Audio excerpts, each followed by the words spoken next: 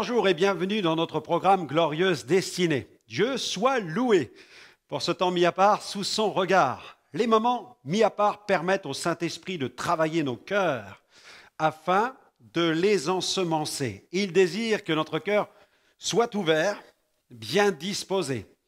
Et pour disposer notre cœur au ministère de la parole, il n'y a rien de mieux que la prière. Je vous invite maintenant à prier là où vous êtes. Seigneur, merci pour ta présence parmi nous. Merci pour ta présence dans cette émission. Tu te sers de ta parole pour ensemencer notre cœur et notre seul désir, c'est qu'il soit maintenant bien ouvert pour accueillir ta parole, ton enseignement. Merci Seigneur d'ensemencer grandement cette terre, la terre de notre cœur, afin qu'elle porte du fruit et du fruit à ta gloire. Amen. Amen. Gloire à Dieu. Gloire au Seigneur. Aujourd'hui, j'ai intitulé mon sujet « Comment maximiser la vision de Dieu dans ma vie ?» et ce sera, attention, la deuxième partie. Dans la première partie de ce sujet, j'ai déjà abordé les points suivants. L'importance d'avoir plus de vision, plus de cœur, plus de conscience. Mais poursuivons. Pour maximiser la vision de Dieu dans notre vie, je vais vous proposer de considérer maintenant d'autres éléments de la vie spirituelle. Mais avant de les découvrir, nous marquons tout de suite une pause musicale. Pourquoi ? Parce qu'il est bon de célébrer l'Éternel. Il est bon de célébrer Dieu et je ne voudrais pas vous en priver maintenant. Nous allons écouter d'ailleurs Matt Marvan qui chante « Heavenly Father ». C'est notre Père Céleste, on veut le célébrer, notre Père Céleste, notre Père qui règne et qui nous aime. On écoute maintenant Matt Marvan.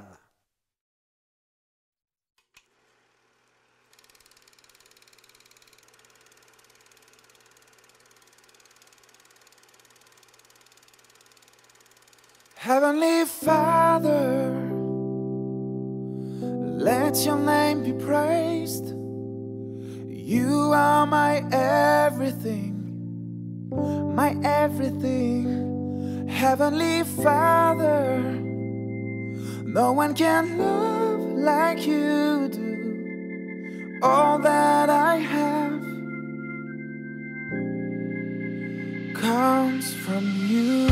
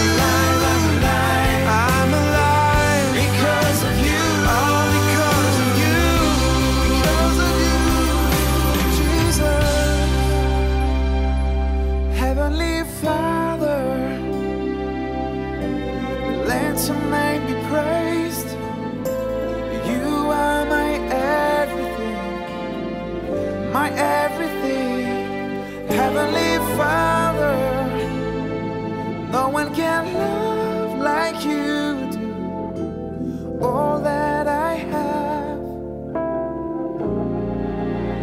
comes from you.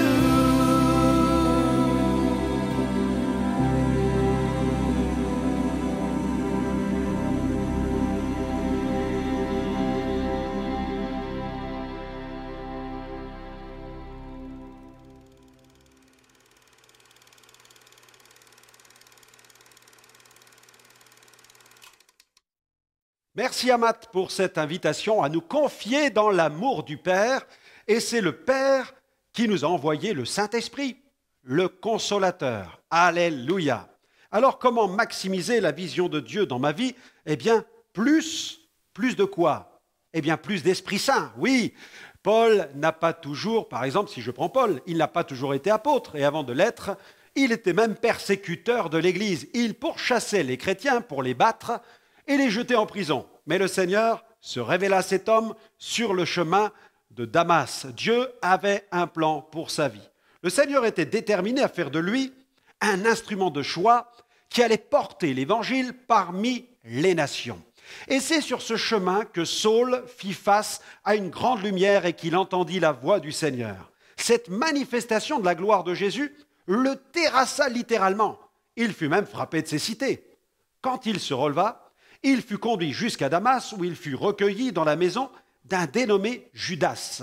C'est alors que le Seigneur fit venir auprès de lui Ananias, un disciple de Jésus. Il l'envoya prier pour Saul. Et c'est ce que j'aimerais lire maintenant, le récit de cette incroyable rencontre qui se trouve dans les Actes des Apôtres au chapitre 9. Acte 9, verset 15. Voici le début de ce récit. Mais le Seigneur lui dit, « Va ». Donc Dieu s'adresse, le Saint-Esprit s'adresse au cœur d'Ananias et lui dit, « Va vers cet homme, va, car cet homme est un instrument de choix que j'ai choisi. » Donc un instrument que j'ai choisi pour porter mon nom devant les nations, devant les rois et devant les fils d'Israël. Et je lui montrerai tout ce qu'il doit souffrir pour mon nom. Ananias sortit, et lorsqu'il fut arrivé dans la maison, il imposa les mains à Saul en disant, « Saul, mon frère, le Seigneur Jésus, qui t'est apparu sur le chemin par lequel tu venais, m'a envoyé pour que tu recouvres la vue et que tu sois rempli du Saint-Esprit. » Vous avez vu, c'est Jésus qui l'envoie. Au même instant, il tomba de ses yeux comme des écailles, et il recouvra la vue. Il se leva et fut baptisé. Et après qu'il eut pris de la nourriture, les forces lui revinrent. Regardez, Saul resta quelques jours avec les disciples qui étaient à Damas. Et aussitôt, le verset 20 est extraordinaire, aussitôt il prêcha dans les synagogues que Jésus est le Fils de Dieu. Alléluia. Mais cette puissante révélation fit-elle de Paul un apôtre programmé pour l'évangélisation? Non, loin de là. Dieu fait sa part, mais l'homme doit faire la sienne. Nous croyons à tort que les choses vont s'accomplir de façon automatique simplement parce qu'elles nous ont été révélées. Trop souvent, nous passons à côté de grandes choses à cause de notre passivité. Très rapidement, il apparaît que Paul fut utilisé par le Seigneur de façon remarquable. Son ministère se mit en marche. Pourquoi? Parce que Paul se mit en marche, Paul se mit à l'œuvre. La vie de Paul fut portée par une vision. Il qualifia même cette vision de vision céleste. Il ne résista jamais à cette vision. Il fit pleinement confiance à Dieu et fit tout ce qui était en son pouvoir pour répondre à cette vocation. Bien entendu, il y a diversité de dons, diversité de ministères et par conséquent, diversité de visions. Le Seigneur ne demande pas à chaque chrétien de vivre la vie que l'apôtre Paul a vécue. Dieu donne à chaque chrétien une mesure de foi et une mesure de grâce particulière. Laissons-nous cependant inspirer par la vie de tels hommes. Être porté par une vision spirituelle place le croyant dans une véritable position d'autorité. Quelqu'un a même dit, la vie ne sert pas à grand-chose si on ne fait pas ce que l'on croit. Souvenons-nous que cette vision qui habitait l'apôtre Paul lui permit d'exercer son ministère avec une détermination sans faille. Bien qu'informé par le Seigneur au sujet des nombreuses tribulations qui l'attendaient sur sa route, il accepta de payer le prix et il répondit à la vision de Dieu. Nous allons faire une autre lecture parce qu'il ne se laissa arrêter par rien du tout. Il était un homme déterminé. En effet, le passage suivant exprime clairement la profonde détermination de l'apôtre. Il faisait un avec l'Esprit. Il était même lié par l'Esprit et par conséquent par la vision. Il était lié à la vision que Dieu lui avait communiquée. Ce passage se trouve dans les Actes des Apôtres au chapitre 20 à partir du verset 22. Voici ce que Paul déclare. Il dit « Et maintenant voici, lié par l'Esprit, je vais à Jérusalem, ne sachant pas ce qui m'y arrivera. Seulement, de ville en ville, l'Esprit Saint m'avertit que des liens et des tribulations m'attendent. Mais je ne fais pour moi-même aucun cas de ma vie, comme si elle m'était précieuse, pourvu que j'accomplisse ma course avec joie et le ministère que j'ai reçu du Seigneur Jésus, c'est-à-dire d'annoncer la bonne nouvelle de la grâce de Dieu. » Alléluia. Vous voyez, qu'est-ce qui porte? Qu'est-ce qui fait courir? Eh bien, à cette époque, l'apôtre Paul. C'est ce solide attachement à la vision de Dieu qui poussa l'apôtre Paul à braver les pires épreuves, à faire face aux plus virulentes persécutions et finalement à offrir sa vie en sacrifice pour la cause de Christ. Dans la seconde lettre à Timothée, nous pouvons lire ceci. C'est Paul qui écrit de Timothée 4,6 « Car pour moi, je sers déjà de libation et le moment de mon départ approche. » Le présent indique que l'apôtre considérait sa mort comme maintenant résolue, comme certaine, imminente. George Whitefield a déclaré au sujet du sens de la vie, de notre vie, il dit « Nous sommes immortels tant que notre tâche n'est pas terminée. » En effet, Dieu a une vision sur mesure pour chaque chrétien et elle se traduit par un fardeau. Puis-je dire plus de fardeau. Comment maximiser la vision de Dieu dans ma vie? Eh bien, il me faut un fardeau. Seigneur, plus de fardeau. Dieu veut animer chaque croyant par son esprit. Il veut l'animer au moyen d'une vision spirituelle. Attention, je ne veux pas parler ici des visions ou des songes que l'on peut expérimenter dans le cadre de l'exercice des dons spirituels. Il est question ici d'une vision spirituelle qui va porter le disciple dans sa vie de tous les jours avec Dieu. Le missionnaire Lester Sumrall a déclaré « Chaque chrétien possède une vision de Dieu. Qu'il le veuille ou non, les croyants ont reçu le mandat et la vision de prêcher la bonne nouvelle et de faire des disciples parmi les nations. La voie par excellence qui permet aux croyants d'être portés par la vision de Dieu consiste à accepter de porter la croix. C'est ainsi que le chrétien peut vivre une vie de disciple authentique. Il ne doit plus vivre pour lui-même. Il lui faut couper avec toute forme d'égocentrisme pour se centrer sur le Seigneur. Il doit quitter ce que j'appelle l'égo-système, c'est-à-dire ce système régi par le moi et les convoitises charnelles pour une vie totalement consacrée à Dieu. Jésus a dit dans Luc 14, verset 27, « Et quiconque ne porte pas sa croix et ne me suit pas ne peut être mon disciple. » C'est clair, c'est explicite. Lorsqu'un chrétien porte sa croix, il est alors dans les conditions maximales pour être utilisé par le Seigneur, car une vision se manifeste le plus souvent par un fardeau. Quels sont ceux qui font bouger les choses dans les églises aujourd'hui? Ce sont ceux qui ne vivent plus pour eux-mêmes et qui acceptent de porter une partie du fardeau qui pèse sur le cœur de Dieu. Un enfant se tenait sur le bord d'une plage où il assistait au naufrage de centaines de milliers d'étoiles de mer. Alors, il les ramassait une à une et il essayait de les sauver en les rejetant à la mer. Et puis un touriste, interpellé par ce que faisait cet enfant, eh bien, il s'est approché de lui et il lui a dit « Mais gamin, tu perds ton temps, tu ne peux rien changer au destin de ces milliers d'étoiles de mer. » Et tenant une étoile de mer dans sa main, l'enfant lui a répondu « Peut-être que je ne pourrai pas changer la destinée de ces milliers d'étoiles de mer, mais je peux au moins changer la destinée de celle-ci. » Et malgré les paroles négatives de ce touriste, l'enfant jeta à la mer l'étoile qu'il tenait dans sa main. Oui, plus de l'Esprit Saint, plus de fardeau, parce que nous avons besoin du soutien de l'Esprit pour porter le fardeau. Nous ne pouvons pas, en effet, porter toute la misère du monde. D'ailleurs, Dieu ne nous demandera jamais de le faire. Cependant, le Seigneur nous demande d'emporter une partie, un peu comme cette étoile de mer, une partie, chacun pour notre part. Mais sans l'aide puissante du Saint-Esprit, nous ne pouvons pas porter ce fardeau. Pour pouvoir le porter et le prendre à bras-le-corps, il nous faut être liés par l'Esprit. Bob Pierce, le fondateur de l'organisation évangélique Samaritan Spurs, a fait cette prière. Il dit que mon cœur soit brisé par ce qui brise le cœur de Dieu. Que mon cœur soit brisé par ce qui brise le cœur de Dieu. Saisissez cette parole.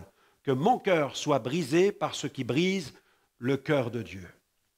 Lorsqu'un enfant de Dieu ne vit plus pour lui-même, mais qu'il vit pleinement pour Dieu, ça se voit. Sa vie ploie sous la main pesante de Dieu. Un fardeau pèse sur son cœur.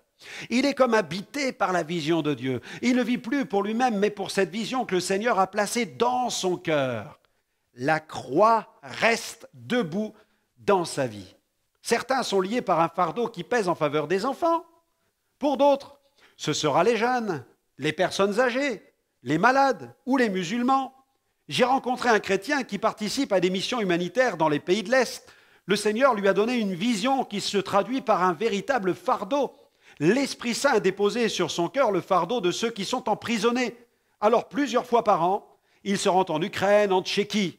Il rend visite à des centaines de prisonniers qui vivent dans des conditions insupportables. Il quitte son confort pour aller leur parler de Jésus. Et là-bas, loin de tout, il voit le Seigneur accomplir des œuvres extraordinaires. De nombreux détenus font la paix avec Dieu et décident de consacrer leur vie au Christ. Portons notre croix, portons une partie de la misère du monde, portons le fardeau. C'est alors que l'Esprit Saint pourra nous lier et nous revêtir pour que nous soyons capables de répondre à notre mission. Découvrons cette autorité, la puissance qui se trouve dans une vision. Voulez-vous consolider votre autorité? Alors, osez demander au Seigneur une partie du fardeau qui pèse sur son cœur. Acceptez pleinement le règne de l'Esprit Saint dans votre vie. Permettez-lui de vous lier avec un fardeau. Nous ne sommes pas tous appelés, en effet, à vivre la vie de Hudson Taylor ou de Livingstone, mais nous sommes, à notre niveau, tous appelés à devenir des aventuriers pour Dieu. C'est pourquoi chacun d'entre nous doit considérer à son propre niveau l'importance de vivre une vie totalement livrée à Dieu. De nos jours, il y a trop de chrétiens qui ne savent toujours pas pourquoi ils sont chrétiens. Ils ignorent comment servir Dieu. Il ne suffit pas non plus de sortir d'une faculté de théologie avec un diplôme en poche pour que la perspective d'un ministère s'ouvre devant soi. Il n'y a pas de puissance dans un diplôme fait de papier. Un titre de révérend ou d'archibishop ne suffit pas non plus. Avoir sa photo insérée dans un organigramme suspendu dans le hall d'entrée d'une assemblée ne fait pas tout. Attention, je ne dis pas que ces choses ne servent à rien, mais je dis simplement qu'elles ne peuvent se substituer à Dieu, à son onction et à sa vision. Dans l'ouvrage de Dieu, pour bien fonctionner, le terrestre a besoin du céleste. Une vision spirituelle indique une direction à suivre, un chemin à emprunter, un but à atteindre. Ces choses sont-elles réservées uniquement au ministère don de Christ? Non, je ne le crois pas. En fait, Dieu a un plan, un dessein pour chaque enfant de Dieu. Il y a une vocation pour chacun, un appel personnel à servir Dieu. Vous aurez certainement remarqué qu'il y a diversité de dons, de ministères, d'opérations et de fonctions dans l'Église. Mais pourquoi Dieu met-il un tel arsenal à notre disposition? Pour répondre à la vision que Dieu nous donne pour le servir, tout simplement. Mais malheureusement, quelqu'un peut avoir reçu des dons spirituels, voir un ministère et pourtant passer à côté de la vision de Dieu pour sa vie. Il m'arrive souvent de parler avec des chrétiens qui sont conscients de l'appel de Dieu sur leur vie. Il m'arrive aussi d'en rencontrer d'autres qui ont conscience d'être passés à côté de quelque chose parce qu'ils n'ont pas osé répondre quand le Seigneur leur a adressé un appel particulier.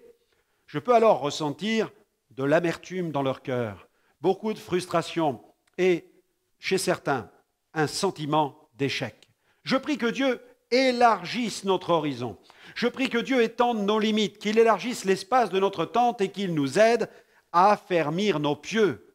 Lorsque le Seigneur m'a appelé au ministère, il m'a permis de travailler aux côtés d'un homme de l'Esprit. C'est pourquoi il est important de travailler en équipe, d'être fidèle à une assemblée et de partager le fardeau que l'on a dans son cœur. Mais surtout pas d'essayer d'avancer tout seul dans la vie chrétienne et d'être un chrétien en solo.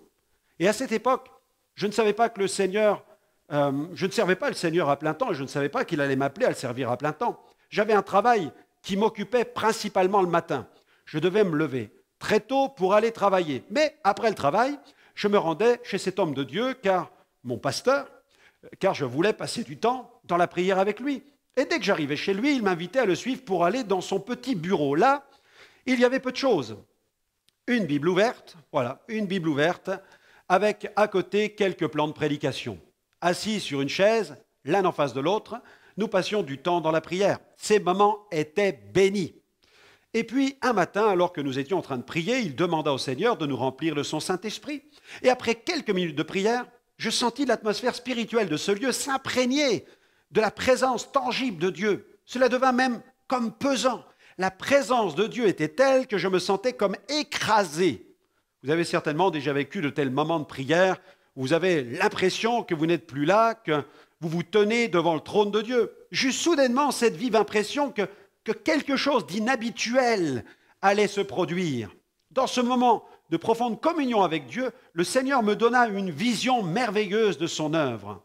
Ce fut comme une vision panoramique qui prit place dans mon esprit. C'était si merveilleux, grandiose. Dans cette vision, je pouvais apercevoir des champs à perte de vue. Tout était verdoyant, c'était si beau. J'avais cessé de prier, je ne pouvais que faire silence devant l'Éternel. C'était un véritable moment de contemplation. Et puis, dans cette vision, un homme apparut. Il marchait avec grâce. Il était vêtu de blanc. Il portait dans un linge blanc des graines de semences. Une profonde paix l'accompagnait. Il y avait une grâce. Et tout en marchant, il jetait des poignées de semences. Emportées par le vent, elles étincelaient comme de l'or. Et dès qu'elles touchaient le sol, cette herbe verdoyante devenait une grande moisson. Les champs blanchissaient. Ils devenaient blancs comme de la neige.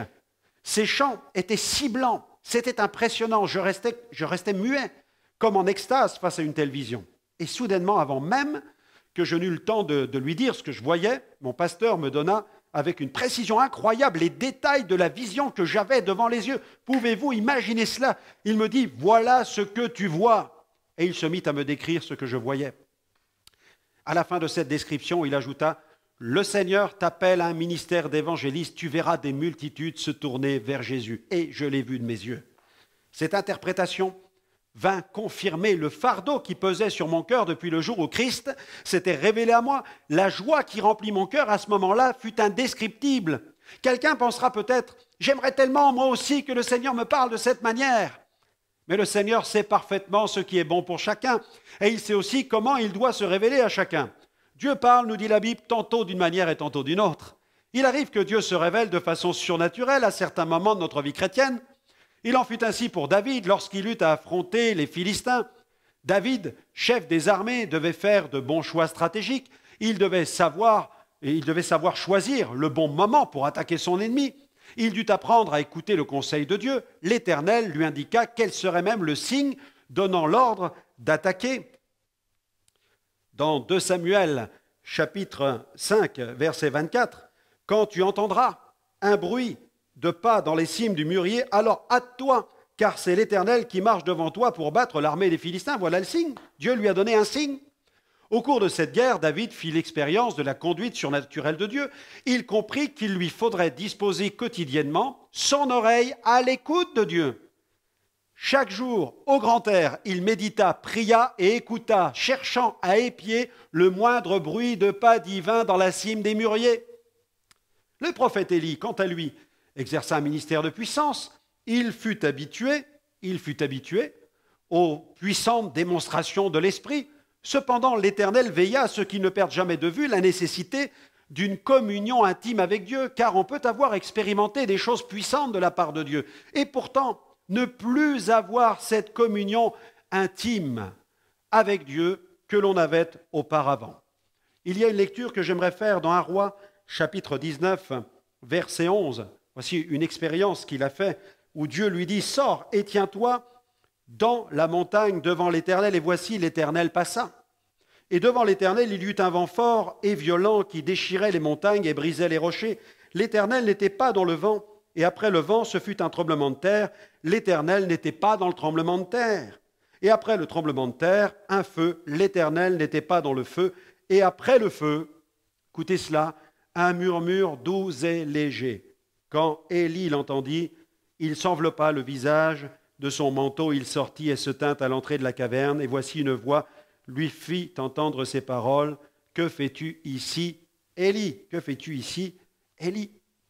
Élie, l'homme habitué aux puissantes manifestations de Dieu. Il dut apprendre que Dieu se manifeste aussi au travers d'un simple murmure doux et léger. Dieu sait comment il doit s'adresser à chacun d'entre nous. Il nous appartient cependant de prendre le temps de chercher la face de Dieu et de disposer notre oreille à l'écoute de son Saint-Esprit. Le prophète Ésaïe a déclaré « Le Seigneur, l'Éternel, m'a donné une langue exercée pour que je sache soutenir par la parole celui qui est abattu. Il éveille chaque matin. » C'est important, il éveille chaque matin, il éveille mon oreille pour que j'écoute comme écoute des disciples. Ésaïe 50, verset 4. Eh bien voilà, notre émission se termine. J'espère que vous aurez apprécié ce nouvel enseignement et que vous allez veiller maintenant à maximiser la vision de Dieu dans votre vie. Et je suis sûr que votre vie chrétienne va prendre un véritable volume, une extension sur le plan spirituel. Elle va grandir, elle va avoir de la valeur, de la qualité spirituelle. N'hésitez pas à nous retrouver sur notre site web www.gospelvision-international.com. Vous y verrez de nombreuses émissions en replay. Elles vous feront un énorme bien sur le plan spirituel. Que le Seigneur continue à répandre sa grâce sur votre vie et qu'il vous fasse toujours pleinement entrer, toujours plus, toujours davantage, entrer dans votre glorieuse destinée. Que Dieu vous bénisse et à très bientôt. Heavenly Father, let your name be praised. You are my everything, my everything. Heavenly Father, no one can love like you do. All that I have comes from you.